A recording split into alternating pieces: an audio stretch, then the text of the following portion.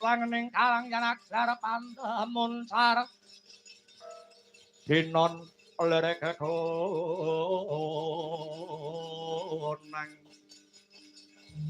surem sorote tanpa hadang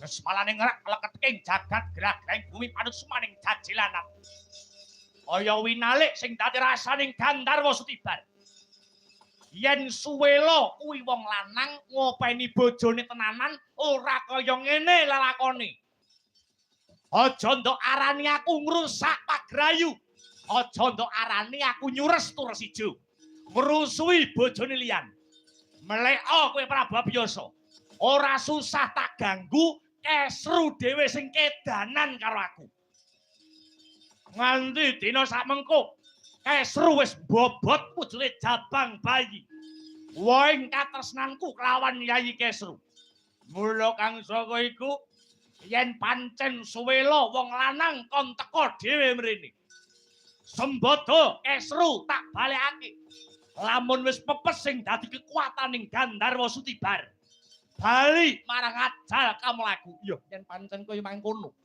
wis cetha ngeglo kang tanpa warana lamun kowe jarak perkara Sutibar kari pisan jiki tak tanting rasamu yen kowe tetep ngukui Yayi Dewi Kesru Abiyasa bakal tegel tega mentala marang Gandharwa Jim Sutibar piye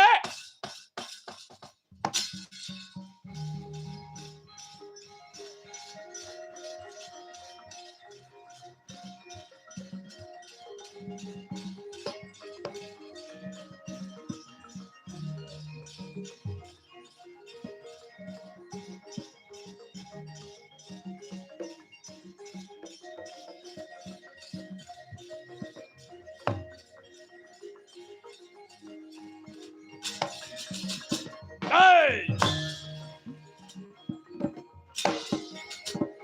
Bah!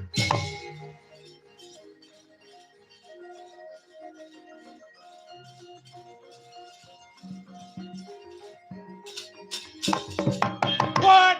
Bah! Woi! Ah! Woi!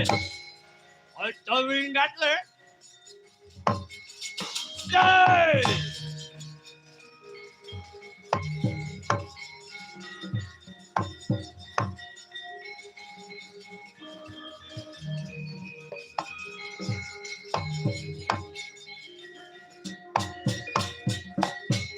Bos!